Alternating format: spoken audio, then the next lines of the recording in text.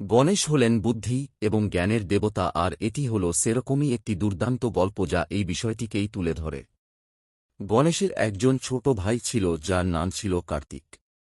তাঁরা দুজনেই খুব ভালোভাবেই মানুষ হচ্ছিলেন, যেমন দুই ভাইয়ের মধ্যে হয়ে থাকে ঠিক তেমনি কার্তিক ও গণেশের মধ্যেও নানা বিষয়ে মতভেদ, তর্কাতর্কি ও যুদ্ধ হয়ে থাকত।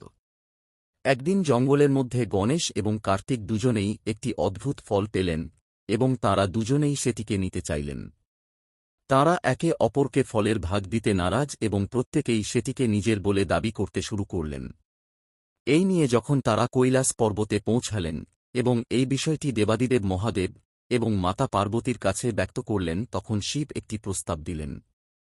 তিনি ফলটিকে চিনতে পারলেন এবং বললেন, এই ফলটি দুর্দান্ত বুদ্ধি এবং অমরত্ব এনে দেবে সেই ব্যক্তিকেই যিনি তা বহন করে এনেছেন, যদি তিনি সেটি ভক্ষণ করেন।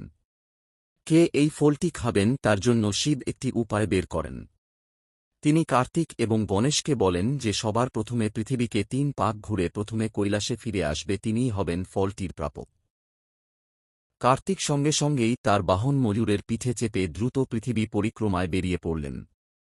গণেশ ছিলেন কার্তিকের থেকে তুলনায় একটু ধীর আর তার বাহন ইঁদুর, সে উঠতেও পারে না। গণেশ শিবের প্রস্তাবটি খুব মনোযোগ সহকারে শুনেছিলেন। এরপর তিনি পিতা মহাদেব এবং মাতা পার্বতীর চারদিকে ঘুরতে শুরু করলেন।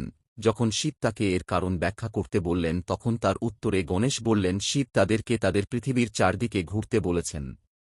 গণেশ এও জানালেন তার কাছে তার পিতা মাতাই হলেন তার পৃথিবী এবং তারাই হলেন সমগ্র বিশ্ব।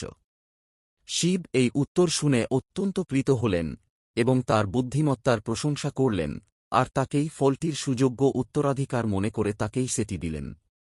নীতিকথা হল, যে কোনো কঠিন পরিস্থিতিতে বুদ্ধিমত্তার সাথে কিভাবে সেটি মোকাবিলা করতে হবে, এই গল্পটি শুধু তার উদাহরণ নয়, বরঞ্চ এটি এই শিক্ষা দেয় যে কিভাবে একজন শিশু তার পিতা মাতাকে শ্রদ্ধা করবে এবং তাদের প্রতি ভালোবাসা জানাবে।